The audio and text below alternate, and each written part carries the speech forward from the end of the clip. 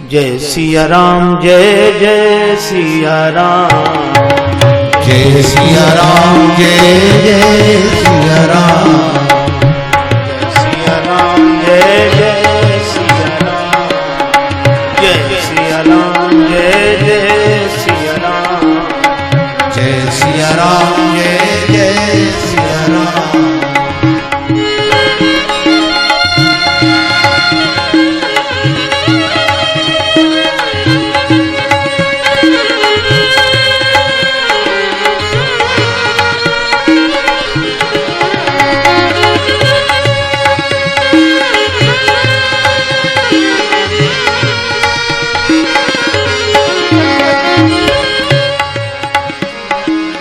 सिया राम, जय जय सिया राम, जय सिया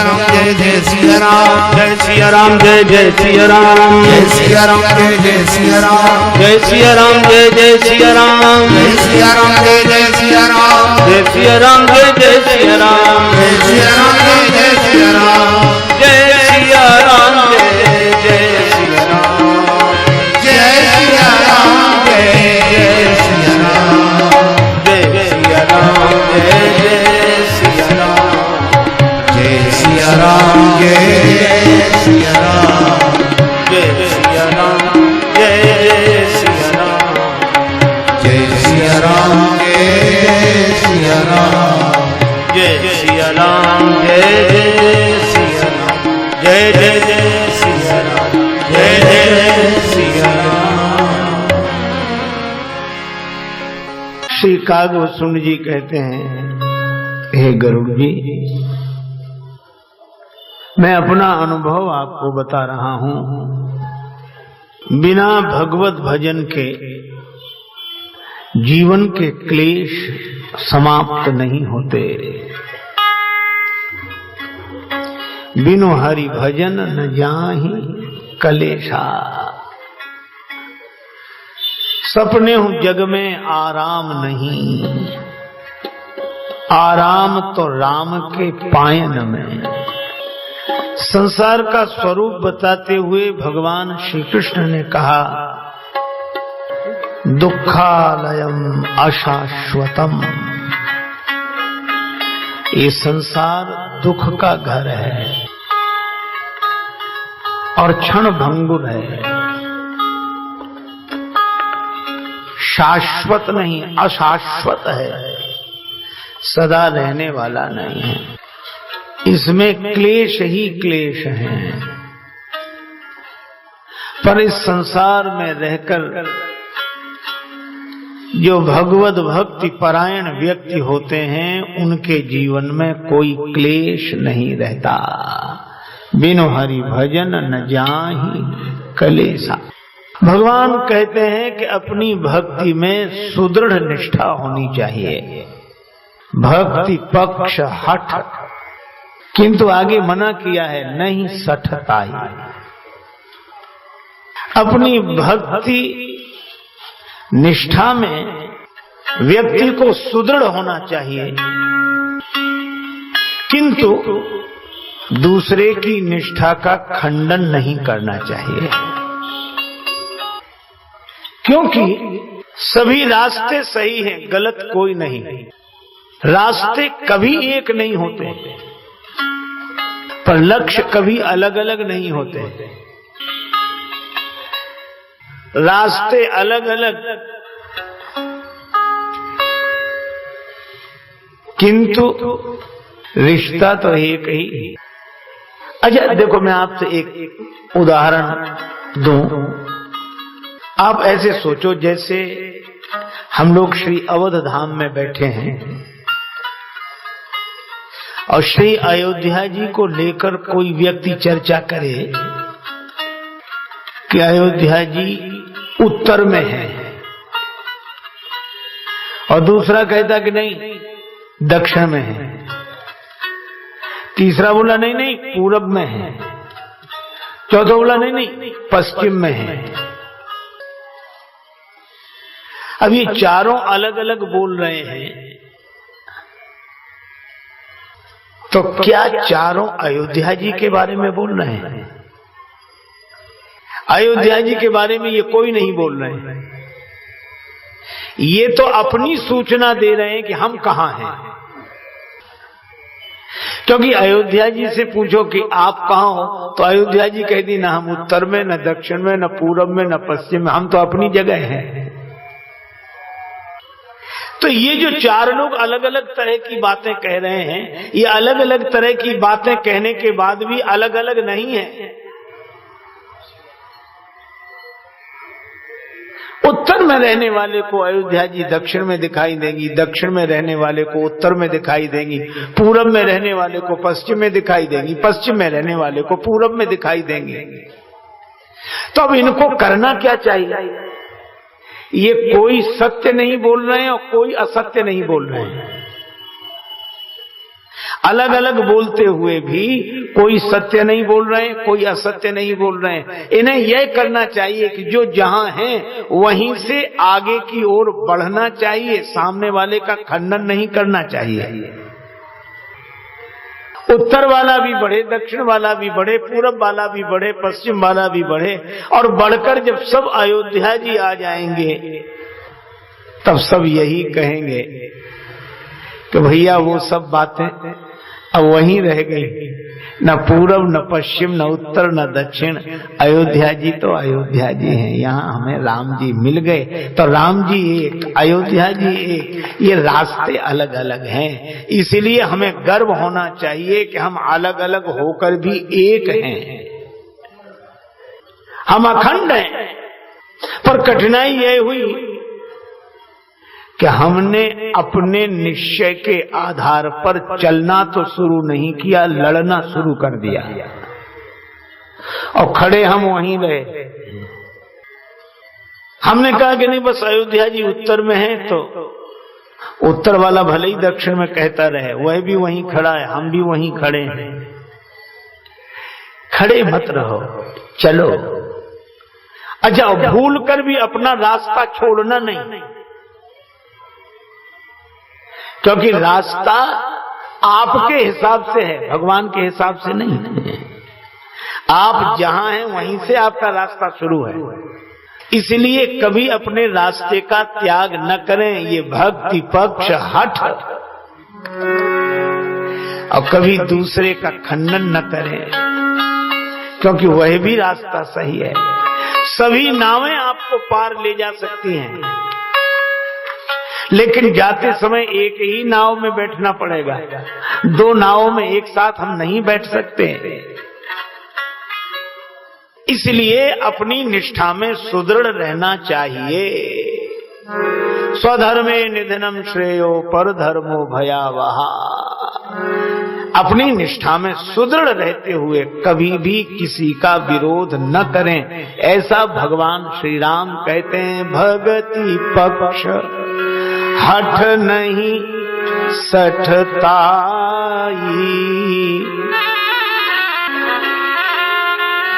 और कुतर्क से दूर रहकर दुष्ट तर्क सब दूर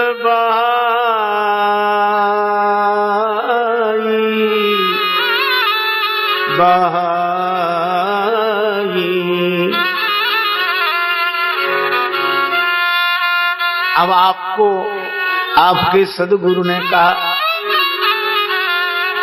सोते जागते उठते बैठते बोलो, आते भी राम बोलो, जाते भी राम बोलो, राम राम राम बोलो। आते भी राम बोलो, जाते भी राम बोलो, राम राम राम। आते भी राम बोलो, जाते भी राम बोलो, राम राम राम। आते भी राम बोलो, जाते भी राम बोलो, राम राम राम। बोलो आते भी राम बोलो, जाते भी राम बोलो, राम राम राम।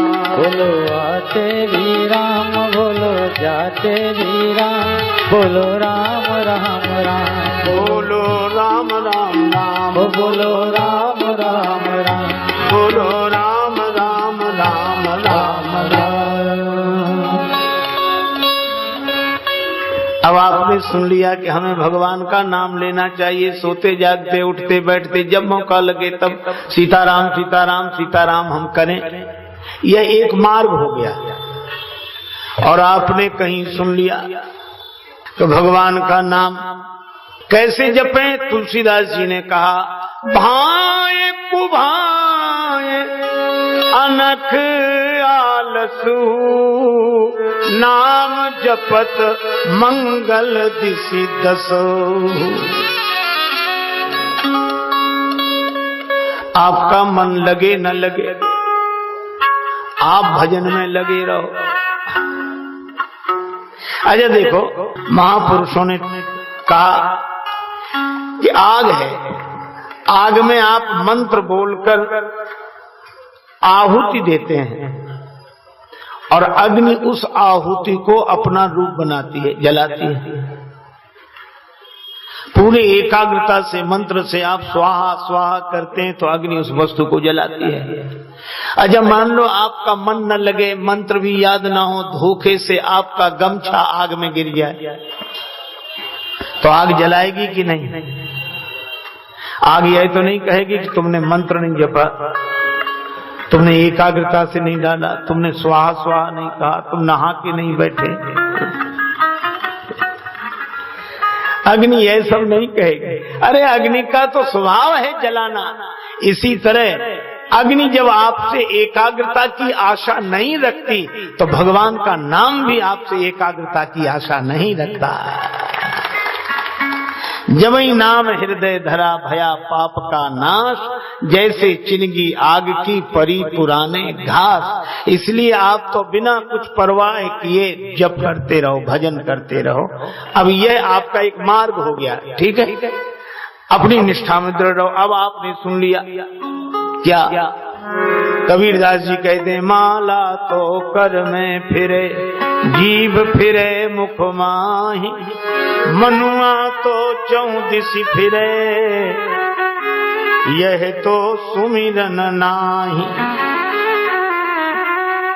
हाथ में माला फिरे, जीभ मुख में फिरती रहे, मन चारों तरफ घूमता रहे, ये कोई सुमिरन है? ये कोई जप है? अब आप माथा पकड़ के बैठ गए। अब अपने पर भी गिलानी हुई, रख दी माला। भजन की विधि सीखेंगे, कोई विधि अलग है इसकी। अब अपना छूट गया, दूसरा मिला नहीं। तब तक किसी ने कह दिया राम राम राम राम करने से क्या कल्याण होगा? क्या शक्कर शक्कर बोलने से मुख मीठा हो जाएगा? शक्कर खाने से मुख मीठा होगा, शक्कर शक्कर बोलने से नहीं होगा। राम नाम कुछ अलग मर्म है, ये राम राम कहने से कुछ नहीं होगा। अब जितने ये कुतर्क आपको घेरते हैं और आप अपनी निष्ठा से डिग जाते हैं, ये सारे आप ऐसे समझें कि दुनिया भर के कुतर्क हमारी निष्ठा की परीक्षा करने के लिए हैं कि हमारी निष्ठा दृढ़ है कि नहीं। इसलिए कभी भी अच्छा उनको गलत भी मत कहो। अब कबीर बाबा गलत नहीं कह रहे हैं, पर वो भाव की भक्ति की दृष्टि से नहीं बोल रहे हैं, वो विचार की दृष्टि से बोल रहे हैं। और तुलसीदास जी भाव की दृष्टि से बोल रहे हैं। तो विचार की नाव भी आपको पार ले जाएगी और भाव की नाव भी आपको पार ले जाएगी। लेकिन पहले यह निश्चय करो कि आप भाव की नाव में बैठे हो कि विचार की नाव में। और भाव की नाव में बैठे हो तो विचार की नाव का खंडन मत करो और न उससे प्रभावित हो। आप तो अपनी मस्ती में चले जाओ। इसका नाम भक्ति का मार्ग है। ये भक्ति पक्ष हठ नहीं सठताई, दुष्ट तर्क सब दूर बहाये। अरे जीवन बीता जा रहा है, हम निर्णय ही नहीं कर पा रहे, निश्चय ही नहीं कर पा रहे। क्या निर्णय करना, क्या निश्चय करना? बस सोते जागते उठते बैठते भगवान हम आपकी शरण में हैं, आपका नाम ले रहे हैं, कुसंग का परहेज कर रहे हैं। बस बिगड़ी जन्म अनेक की अब ही सुधरे आज, होए राम को नाम जप तुलसी तज को समाज। राम जी की शरण में रहकर राम जी का नाम लेना और कुसंग का परित्याग करना। बस यह एक मार्ग हो गया। इसी मार्ग के आधार पर हमें चलना चाहिए। या इसी तरह के जो मार्ग हैं, कोई एक मार्ग, भक्ति पक्ष हठ पर नहीं सठताई, दुष्ट तर्क सब दूर बहाई। आप सवेरे जाग गए, बड़ी अच्छी बात है, पर जो नहीं जागे, एक आदमी सवेरे सवेरे जाग गया, उसके एक मित्र थे जो रोज सवेरे जागकर भगवान का भजन करते थे। उस मित्र ने कहा कि भैया हमको भी जगा लिया करो। उसने कहा अच्छा जगा ले। दूसरे दिन वो जागा और उसने उसे भी जगाया, और वो पहले वाला आदमी जागकर भगवान का नाम लेने लगा, और ये जो दूसरा वाला था ये जागा। अब इसने इधर उधर देखा, कई लोग सो रहे थे। अब इसने शुरू किया, कैसे पापी लोग हैं, अब तक सो रहे हैं, जगे नहीं है, इन्हें क्या मनुष्य जीवन जीने का फल मिला, ये तो सो रहे हैं, पापी हैं, नरक जाएंगे, इनकी तो जिंदगी खराब हो गई, इनका ये। तो पहले वाले ने कहा कि हमसे गलती हो गई जो हमने तुम्हें जगा दिया। अरे तो तुम जागे इसलिए थे कि इन सोते हुओं को देखो और इनको गाली दो, इनका विरोध करो। अरे तुम तो जागे थे भगवान का भजन करने के लिए, इसीलिए भैया तुम्हें जीवन मिला है भगवान का भजन करने के लिए, दुनिया भर की बुराइयां देखने के लिए जीवन नहीं मिला।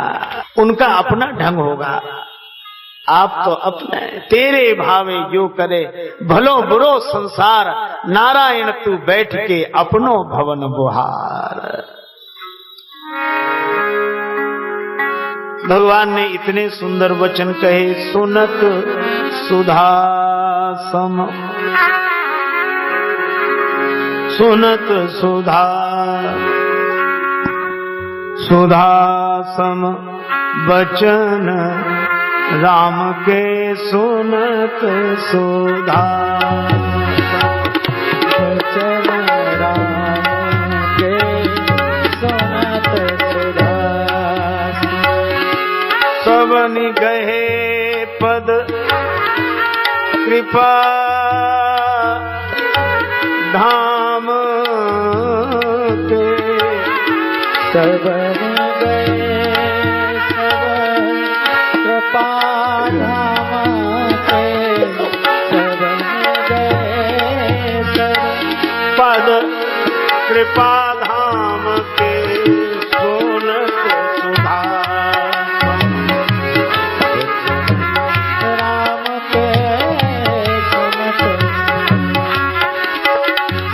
सुनत सुधा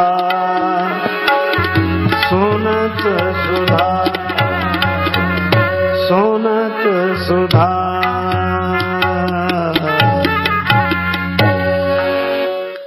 इस तरह भगवान अवधवासियों से सत्संग करते हैं। सभी ने भगवान के चरणों में प्रणाम किया और यह कहा कि प्रभु ऐसी शिक्षा आपके बिना और कोई नहीं दे सकता। अस सिख तुम बिन दे न को, आपकी बड़ी कृपा, बड़ी कृपा। ऐसे भगवान श्री राम स्वधर्म का पालन करते हैं और पूरी प्रजा से कराते हैं। भगवान राम का नित्य का नियम, वेद पुराण सुनहि मन लाई, ये बाल्यकाल में। और अब वेद पुराण वशिष्ठ बखानहि, सुनहि राम यद्यपि सब जानहि। सब जानते हैं, फिर भी वेद पुराण गुरुदेव वशिष्ठ वर्णन करते हैं, श्री राम जी सुनते हैं। एक बड़े उच्च कोटि के संत जा रहे थे, उनके साथ उनका शिष्य था। रास्ते में पीपल वृक्ष पड़ा, उन्होंने पीपल की परिक्रमा की, पीपल को प्रणाम किया, हाथ जोड़े, सिर झुकाया। शिष्य बोला, महाराज आप तो इतने उच्च कोटि के, इतने बड़े महात्मा हो, आपको भी ये पीपल को परिक्रमा करना और प्रणाम करना जरूरी है क्या? महात्मा बोले, ये हम तुम्हारे लिए कर रहे हैं, हमारे लिए क्यों? कहा अगर हम नहीं करेंगे तो तुम तो करोगे ही नहीं। गतानुगति को लोका, एक दूसरे की नकल करते हैं लोग। आप ये देखो, जैसे एक आदमी गया तो उन लोगों को ऐसे अभ्यास हो जाता है जल में तैरने का कि वे ऐसे पड़े रहते हैं जैसे कोई पलंग पर सो रहा हो। अब एक आदमी ने देखा कि इसमें तो कुछ करना ही नहीं पड़ता, बहुत आराम है। अब उसकी नकल करके कोई दूसरा भी आराम करने जाए तो पूरा ही आराम मिल जाएगा कि नहीं? वो कुछ नहीं करते दिखाई दे रहा है, ये बहुत दिन करने का फल है। तो ऐसी नकल नहीं करना चाहिए। पर एक आदमी गया और पानी में उसने सोचा ऐसे हम भी लेट गया तो डुबकी लगी, और डुबकी लगी तो बड़ी तेजी से निकल कर भागा। तैरना जो सिखा रहा था उसने कहा ऐसे नहीं, ऐसे ऐसे। उसने कहा हम पांव पानी में रख ही नहीं सकते, और भागा। तो तैराने वाले ने कहा फिर तैरना कैसे सीखोगे? तो कहने लगा कि जब हम तैरना सीख लेंगे तब तालाब में पांव रखेंगे, उसके पहले तो रख ही नहीं सकते। अब बोलो, तालाब में पांव ही नहीं रखेगा तो तैरना कैसे सीखेगा? तो कभी कभी ऐसे लोगों के लिए भी महापुरुषों को वैसा ही आचरण करना पड़ता है, ताकि वो हमारे आचरण से प्रेरणा लेकर वैसा ही करें। हम तिलक लगाएं तो वो भी तिलक लगाए, हम जप करें तो वो भी जप करे, हम आसन से बैठें तो वो भी बैठे। भगवान श्री राम ऐसा ही करते हैं। वेद पुराण वशिष्ठ बखानई, पर सुनहि राम यद्यपि सब जानई। सब जानने के बाद भी राम जी सुनते हैं, क्योंकि शास्त्र सुचिंतित पुनि पुनि देखिए। शास्त्र कितना भी चिंतनीय हो, चिंतन किया जा चुका हो, तो भी बार बार देखना चाहिए। यह भगवान श्री राम की दिव्य दिनचर्या। वेद पुराण वशिष्ठ बखानई, सुनहि राम यद्यपि सब जानहि। एक दिन की बात, भगवान श्री राम अपने भवन में थे। तुलसीदास जी लिखते हैं,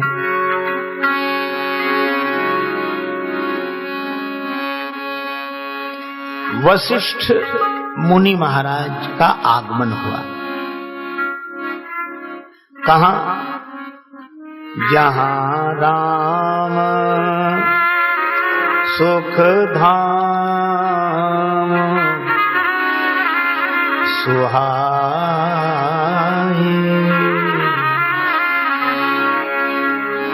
राम जी सुख के धाम हैं। जहां राम सुख धाम सुहाए। और ये राम जी का सुख धाम नाम वशिष्ठ जी ने रखा, सो सुख धाम राम अस नामा। सुख धाम नाम से आरंभ और उत्तरकांड में विश्राम, जहां राम सुख धाम सुहाए। राम जी सुख के धाम है। इसका अर्थ है, मैंने कहा भी था, घर घर में बिजली होती है, लेकिन हर एक घर बिजली घर नहीं होता। बिजली घर के कारण घर घर में बिजली। इसी तरह धाम धाम में सुख है, पर सब सुख के धाम नहीं है, बल्कि सुख धाम के कारण धाम धाम में सुख है। गुरु वशिष्ठ जी सोचते हैं, सीकरते त्रैलोक सुफासी, जिसके बिंदु से सब सुखी हो रहे हैं, उस सुख सिंधु का दर्शन करें। श्री वशिष्ठ जी आए, राम जी ने प्रणाम किया, चरण धोए। गुरु जी बैठे रहे। राम जी ने चरणों में प्रणाम किया, तिलक किया, आरती उतारी, हाथ जोड़े, आशीर्वाद भी गुरु जी ने दिया। पर गुरु जी ने कहा कि राम, ये सब हो चुका? हाँ गुरुदेव, हो गया। अब अंदर कमरे में आओ। राम जी अंदर गए। गुरु जी ने कहा किवाड़ बंद करो। किवाड़ बंद हो गए। आसन वहां था। गुरु जी ने कहा कि राम तुम बैठ जाओ। राम जी ने कहा कि गुरुदेव, मैं आपके सामने बैठूं?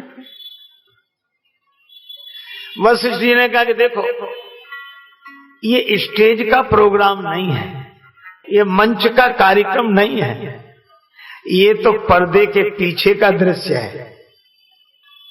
ये पुरोहिती का कर्म मैं स्वीकार नहीं कर रहा था, क्योंकि उपरोहित्य कर्म अति मंदा, वेद पुराण सुमृति कर निंदा। बड़ा घोर कर्म है ये पौरोहित्य कर्म। अच्छा क्यों है? एक बार एक पंडित जी बैठे थे, परिवार भर ने पंडित जी को प्रणाम किया, चरण छुए। एक बेटा बैठा था, सो बुढ़िया आई, सो बुढ़िया ने 100 के 5 नोट निकाले, 500, और जो लड़का बैठा था उसके सिर पर ऐसे ऐसे किया, ऐसे सिर पर 5-7 बार ऐसे ऐसे किया और बोले ले पंडित जी। पंडित जी ने ले तो लिए, पर ये पूछा कि मैया ये ऐसे ऐसे क्या कर रही थी, ऐसे ऐसे ऐसे, ये 5 बार ऐसे करके तूने हमें दिए, इसका क्या मतलब? बुढ़िया बोली महाराज इसका ये मतलब है कि इस लड़के की अलाय बलाय संकट पाप ताप सब तुम्हारी जुम्मे। बोलो कितना कठिन कर्म, सब स्वीकार करो। श्री रामकृष्ण परमहंस जी महाराज से एक भक्त ने पूछा, बाबा आपको यह रोग हुआ है, आप इससे मुक्त नहीं हो पा रहे हैं, गले का कैंसर है, बोलते नहीं बनता, पानी निगलते नहीं बनता, इतनी पीड़ा हमसे नहीं देखी जाती है, ये आप जैसे महात्मा में कोई दोष नहीं है, फिर ये रोग क्यों हुआ? कोई पाप नहीं, फिर ये क्यों हुआ? पाप का फल रोग है। श्री परमहंस जी ने मुस्कुरा कर कहा कि देखो ये तुम सब लोगों की वजह से हुआ। कैसे? कहा कि तुम सब आके महाराज प्रणाम, महाराज प्रणाम, महाराज प्रणाम, महाराज प्रणाम, ये चरणों में बार बार प्रणाम हम कहते रहे, खुश रहो खुश रहो खुश रहो खुश रहो। तो इधर से जो खुश रहो तो उधर चला गया, पर जो उधर का दुख है उसे भोगेगा कौन? इसीलिए मैं अपना ही नहीं तुम्हारा भी भोग रहा हूं। इसीलिए तो हमारे यहाँ पुरोहित की बड़ी महिमा है कि वो दूसरे का कर्म स्वयं स्वीकार करके भजन के द्वारा अपना मिटाए और उसका मिटाए। इसीलिए बंदो प्रथम महीसुर चरणा, मोह जनित संशय सब हरणा। ये पुरोहित कर्म बहुत कठिन कर्म है, बहुत। वशिष्ठ जी कहते हैं ये पौरोहित्य कर्म में स्वीकार नहीं कर रहा था, वेद पुराण स्मृति सब इसकी निंदा करते हैं। लेकिन ब्रह्मा जी ने कहा जब न ले तब कहे विधि मोही, कहा लाभ आगे सुत तो ही।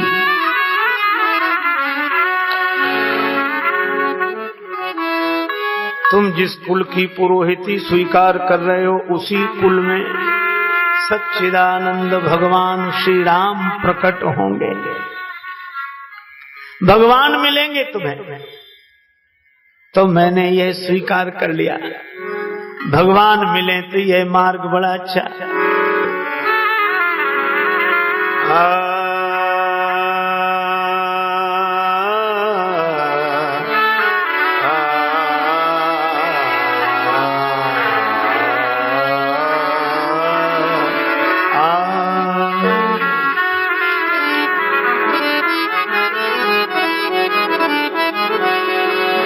मैं प्रतीक्षा करता रहा, अनेक राजाओं का पुरोहित बना रहा।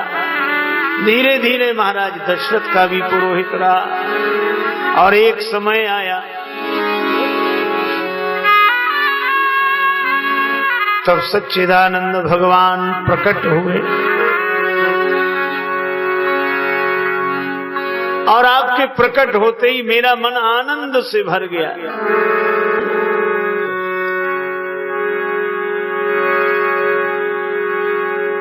क्योंकि 4-4 पुत्रों का जन्म,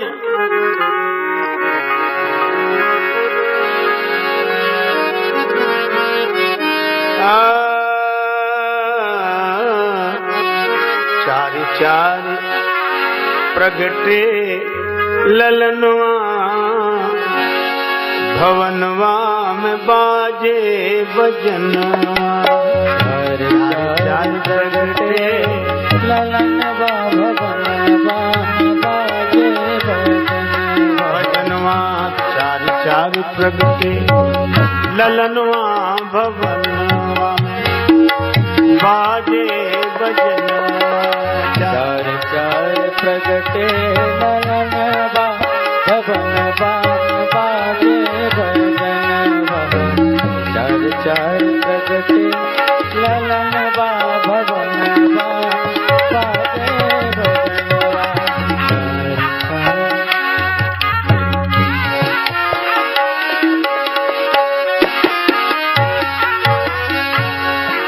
चार चार पुत्रों का जन्म हुआ और ऐसे लगा कि भगवान ही चार रूपों में आ गए और इतने सुंदर सुंदर। दुई सुत नीलमणि छवि छीनत, दुई सुत कंचन बरनवा भवनवा बाजे बजनवा। सुत कंचन बरनवा भवनवा बाजे भजनवा। चार चार प्रगटे ललनवा भवनवा में बाजे बजनवा। चार चार प्रगटे ललनवा भवनवा बाजे भजनवा।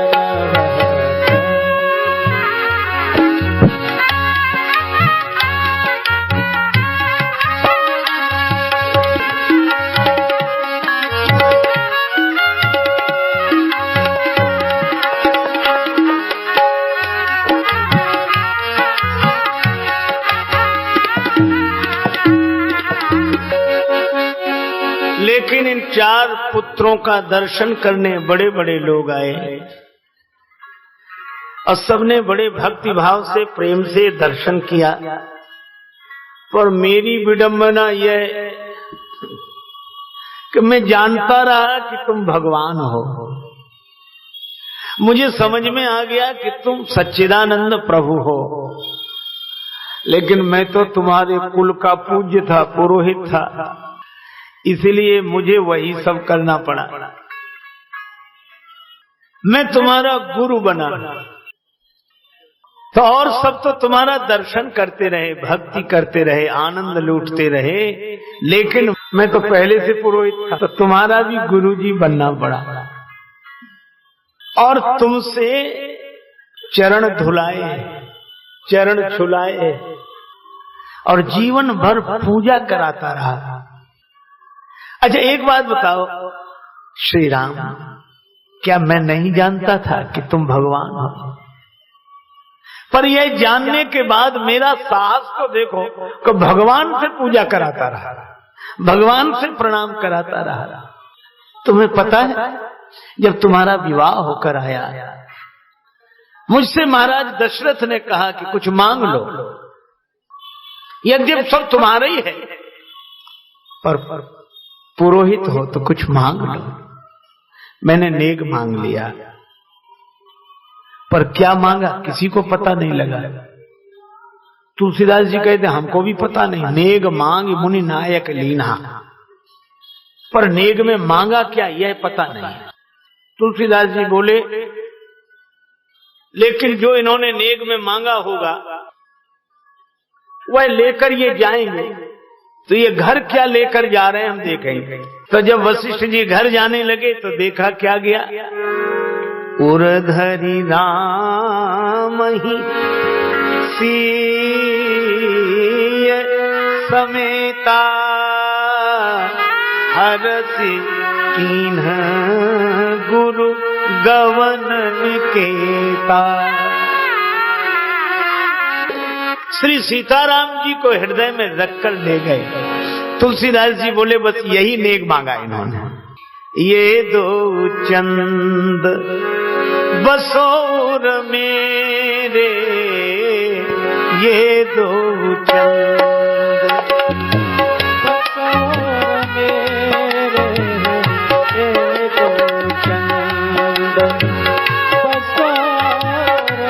और मेरे ये दो चंद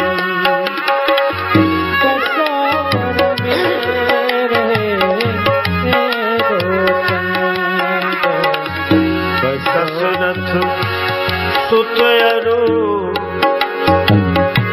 जनक नंदनी अरुण कमल कर कमलन फेरे ये दो चंद बसो उर मेरे ये दो चंद बसो मेरे ये दो चंद बसो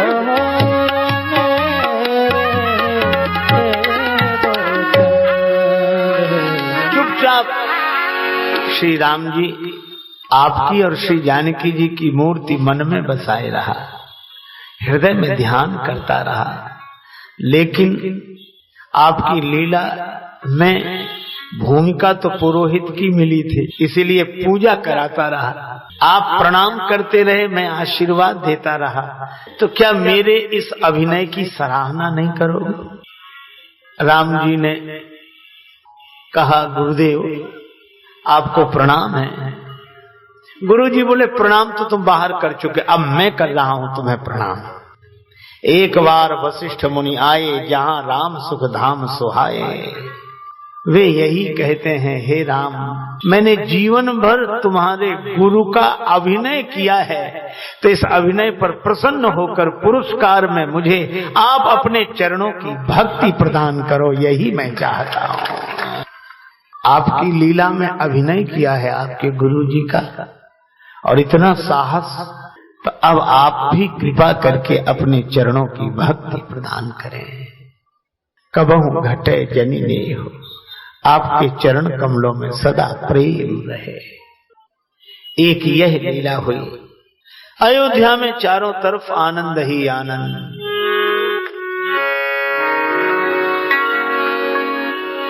दुई सुत सुंदर सीता जाए,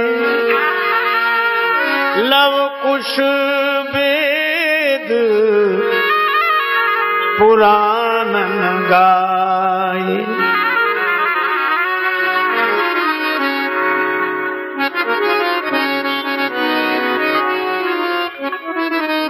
श्री सीता माता के वनगमन की कथा श्री तुलसीदास जी ने लिखी नहीं है। श्री रामचरितमानसकार इस सत्य को स्वीकार नहीं करते हुए दिखाई देते हैं, लेकिन दूसरे का मत है तो खंडन भी नहीं किया। दो दो पुत्रों का जन्म सभी भाइयों के यहाँ हुआ, तो भाइयों का नाम है। दुई दुई सुत सब भ्रातन केरे, भय रूप बलशील घनेरे। अजब प्राय बेटे का परिचय पिता के नाम से दिया जाता है। ये उनके पुत्र हैं, ये उनके पुत्र हैं, ये उनके पुत्र हैं। तो भाइयों के यहाँ जन्म लेने वाले पुत्रों का परिचय पिता के नाम से। दुई दुई सुत सब भ्रातन केरे। लेकिन श्री लव और श्री कुश के जन्म का वर्णन करते हुए तुलसीदास जी राम जी के नाम का उल्लेख नहीं करते। दुई सुत सुंदर सीता जाए, श्री सीता जी ने दो पुत्रों को जन्म दिया, और इसका आशय यह है कि अगर बेटी माता पिता के घर हो और बेटी बेटों को जन्म दे, तो मायके वाले लोग पिता के नाम से बेटे का परिचय नहीं देते, बेटी के नाम से देते हैं कि उसके बेटे हैं। दुई सुत सुंदर सीता जाए, इस कथा को इस बहाने स्वीकार भी करते दिखाई देते हैं। और श्री सीता जी श्री वाल्मीकि जी के आश्रम में ऐसे नहीं जैसे पिता के घर बेटी का निवास होता है। पर तुलसीदास जी से विस्तार से पूछा गया कि आप और चेष्टा करके कुछ बताओ, तो तुलसीदास जी बोले, लव कुश वेद पुराणन गाए। वेद और पुराणों में इनका वर्णन है, सो आप पढ़ लेना, मैं तो बस इतना ही कहूंगा, आगे कुछ नहीं कहूंगा। क्योंकि तुलसी यदि साहस कर पाते तो पूरी धरती लिख जाती। श्री तुलसीदास जी महाराज कहते हैं, हमारे राम जी और श्री जानकी जी श्री अवध में हैं, सिंहासनासीन हैं, वे हमारे राजा हैं, वे हमारी महारानी हैं और हम उनके हैं। और श्री अवध में आनंद ही आनंद, आनंद ही आनंद, आनंद ही आनंद है। लेकिन भैया एक कवि ने बड़ी अच्छी बात कही। श्री सीता जी जब श्री वाल्मीकि जी के आश्रम में थे तो नतक ग्रीवा मिलान मुखा कृष्यकाय वैदेही को विराजमान देखा वट वृक्ष के नीचे। तो कुछ ग्राम में ललनाओं ने उन्हें पहचानना चाहा। कुछ देवियों ने कहा कि यह तो श्री सीता जी हैं, अपने पति और देवर के साथ इसी मार्ग से वन में गई थी, तो क्या इस बेचारी का वनवास अब तक पूरा नहीं हुआ? श्री सीता जी ने अपनी कथा सुनाई तो एक देवी ने कहा, कैसे के याद करी दुनिया जब राम ही लोक की लीक मिटैले। श्री सीता जी ने कहा, उन्होंने राजा के धर्म का निर्वाह किया है। का राजस धर्म निभैले भले रचिको नहीं दंपति प्रेम निभैले। दाम्पत्य प्रेम का निर्वाह नहीं हुआ। संग रहे सुख में दुख में पति और पत्नी अस वेद बतैले। तो गड़बड़ी कहाँ हुई? उन देवियों ने कहा कि ओ बन गईले, वनवास राम जी का हुआ था, तुम्हारा नहीं, तुम उनके वनवास में शामिल हो गए। ओ बन गईले तो तू बन गईलू, और तू बन आईलू वो काहे ना आईले। उनके वनवास में आप तो सम्मिलित हो गई, आपके वनवास में वो क्यों नहीं सम्मिलित हुए? श्री सीता जी ने कान पर हाथ रख लिया, मैं कुछ नहीं सुन सकते। उन ग्राम में ललनाओं ने कहा कि महर्षि वाल्मीकि जी फैसला करेंगे। वाल्मीकि जी महाराज के पास जब बात गई तो श्री वाल्मीकि जी ने कहा, राम हो या रावण हो, बलि चाहे बामन हो, यश अपयश शेष जग में रहेंगे। जब जब चर्चा चलेगी श्री राम जू की, सिया जू की महिमा में तृण के सम बहेंगे। आगे आगे राम सदा पीछे पीछे सिए चली, अब आगे आगे सिए राम पीछे ही रहेंगे। राम सीता कोई ना कहेगो, सब सीताराम सीताराम कहेंगे। लंका में सताते रहे क्रूर आतताई वृंद, बाल किंतु चिंता की कृपा की ना कृपान की। राम जी गए थे वन एक बार जीवन में, किंतु वनवास गई दो दो बार जान के। यह कथा यद्यपि रामचरितमानस में नहीं है, पर लोक चर्चा का विषय है। इसमें मैं केवल एक बात आपसे कहना चाहता हूं, वह यह कि आज तक लोग बिना सोचे समझे ये राम जी ने गलत किया, ये राम जी ने गलत किया, श्री राम ने ये गलत किया, सीता जी को निकाल दिया और ये ऐसे ऐसे। लेकिन एक बात मैं बताऊं आपको, यह राम जी के अनन्य प्रेम का उदाहरण है। श्री सीता जी पर दोष लगाने वाले कुछ लोग भगवान श्री राम अग्नि परीक्षा ले चुके हैं, जानते हैं। राम जी ने सोचा कि अगर मैं कहूं कि नहीं, मैं किसी की परवाह नहीं करता, मैंने खुद देखा है, तो श्री सीता जी कभी निष्कलुष नहीं हो सकेंगे।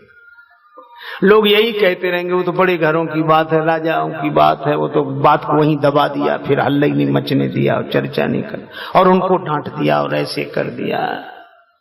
तो श्री सीता जी जनमानस में समुज्वल पक्ष उनके चरित्र का नहीं रहेगा। तो राम जी ने सोचा एक काम करें, क्या ये कलंक चाहे मुझे लग जाए पर श्री सीता जी निष्कलुष हो जाएं। और सीता जी का त्याग किया तो सारी दुनिया कहने लगी सीता जी परम पवित्र, राम जी की गलती, राम जी की गलती, राम जी की गलती। और राम जी ये सुनकर बड़े प्रसन्न होते हैं कि मुझे भले ही कलंक मिले पर श्री सीता जी की निर्दोषिता सर्वत्र साबित हो जाए। ये राम जी के प्रेम का अद्भुत उदाहरण है। और यह प्रेम का उदाहरण यही नहीं, कई जगह आप देखेंगे। वन में गए तो श्री सीता जी थक गई। पुरते निकसी रघुवीर बधु धरि धीर दये, मग में डग द्वय झलकी भरी भाल कनी, जलकी पुट सूख गए मधुरा धरवय। राम जी ने देखा कि सीता जी श्रमित है, तो राम जी ने लक्ष्मण का, लक्ष्मण तुम जल ले आओ। और राम जी बैठकर कांटा निकालने लगे। अब अपने चरण में कोई कांटा लगा हो तो देर तक थोड़ा ही निकालेगा। कांटे को तो जितनी जल्दी निकालने उतनी पीड़ा कम होगी। पर श्री राम जी बैठ विलंब लो कंटक काढ़े, बड़ी देर तक कांटा निकालते हैं। क्यों? इसलिए कि कांटा जल्दी निकल जाएगा तो श्री सीता जी कहेंगे कि चलो, और कांटा जितनी देर तक नहीं निकलेगा उतनी देर तक श्री सीता जी को विश्राम मिल जाएगा। तुलसी रघुवीर प्रिया श्रम जानिके, बैठ विलंब लो कंटक काढ़े। जहाँ प्रेम का ऐसा अद्भुत उदाहरण हो, वहाँ क्या श्री राम जी के बारे में ऐसा कुछ सोचा भी जा सकता है? इसलिए श्री सीताराम जी कहियत भिन्न न भिन्न, बंदों सीता राम पद जिनहि परम प्रिय खिन्न। ऐसा परम प्रेम, परम स्नेह। इसलिए मैंने शुरू में ही कहा भक्ति पक्ष हट नहीं सठताई, दूसरी कथाओं का विरोध नहीं। पर हमारे श्री सीताराम जी तो वन से आकर भवन में हैं, और जब से भवन में हैं तब से आज तक कनक भवन में हैं। भगवान यही है, यही है। प्रभु श्री सीताराम जी काटो कठिन कलेश, कनक भवन के द्वार पे पर्यो दीन राजेश।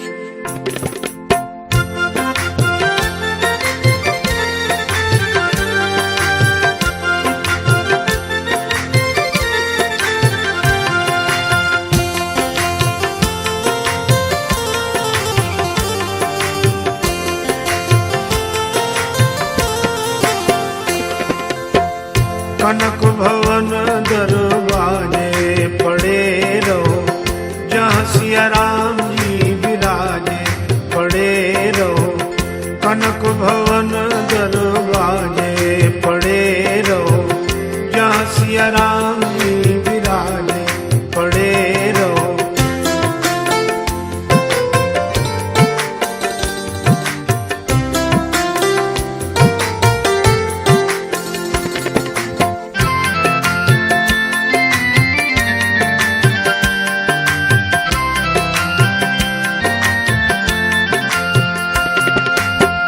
सुघर सोपान सो द्वार सुहावे, छटा मनोहर मोहे मन भावे। सुघर सोपान सो द्वार सुहावे, छटा मनोहर मोहे मन भावे। सुंदर शोभा साजे पड़े रहो, कनक भवन दरवाजे पड़े रहो, जहाँ सिया राम जी विराजे पड़े रहो।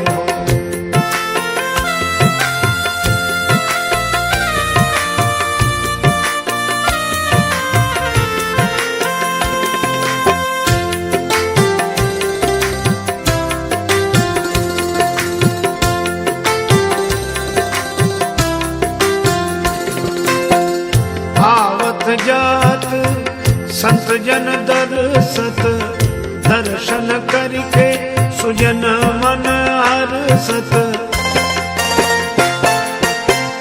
आवत जात संत जन दर्शत, दर्शन करके सुजन मन हर्षत देखत कलिमल भाजे पड़े रहो कनक भवन दरवाजे पड़े रहो जहाँ सिया राम जी विराजे पड़े रहो।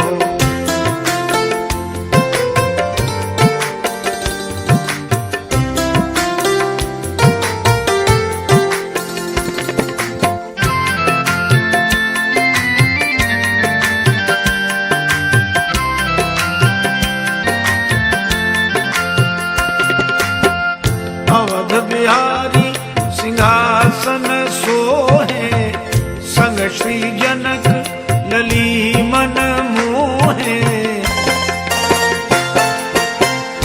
अवध बिहारी सिंहासन सोहे संग श्री जनक लली मन मोहे। अति अनुपम छवि छाजे पड़े रहो कनक भवन दरवाजे पड़े रहो जहाँ सिया राम जी विराजे पड़े रहो।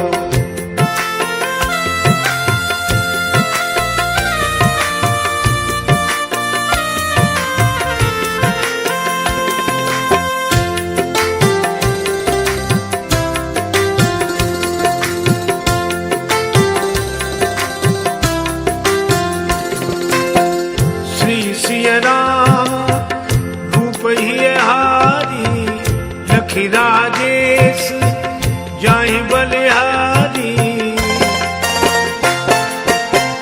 श्री सिया राम रूप ही हारी लखी राजेश जाहि बलिहारी। कोटि काम रति लाजे पड़े रहो कनक भवन दरवाजे पड़े रहो जहाँ सिया राम जी विराजे पड़े रहो कनक भवन दरवाजे पड़े रहो जहाँ सिया राम जी विराजे पड़े रहो कनक भवन दरवाजे पड़े रहो।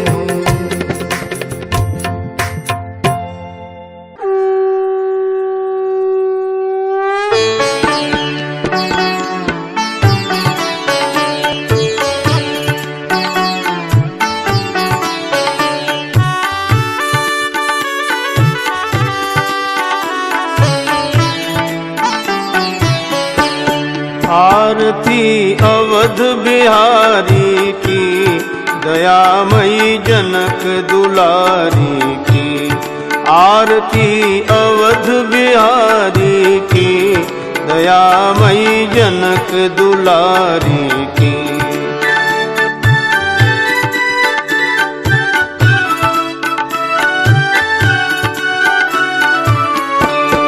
सिंहासन सोहे युगल सरकार परस्पर हंसी हेरत हर बार। मधुर कछु बोल लेत मन मोल ललित छवि प्रीतम प्यारी की। दयामयी जनक दुलारी की। आरती अवध बिहारी की दयामयी जनक दुलारी की।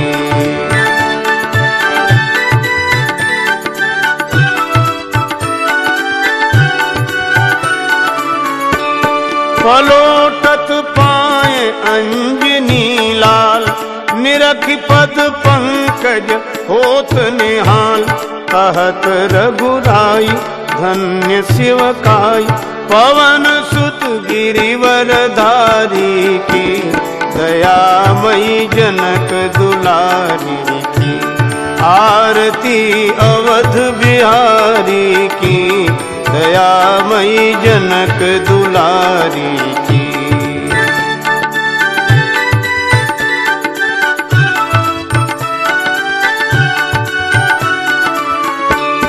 भरत जूठाले भाव विभोर लखन रिपु दमन लाल कर जोर।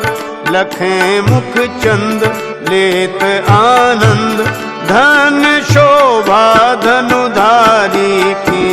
दयामयी दयामयी जनक दुलारी की, आरती अवध बिहारी की, दयामयी जनक दुलारी की।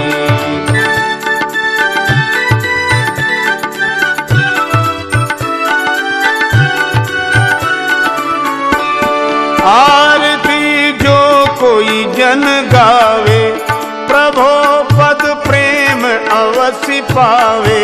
शरण राजेश द्रवे अवधेश, बोलिए जय भयहारी की, दयामयी जनक दुलारी की, आरती अवध बिहारी की, दयामयी जनक दुलारी की, आरती अवध बिहारी की, दयामयी जनक दुलारी की, दयामयी जनक दुलारी की, दयामयी जनक दुलारी की।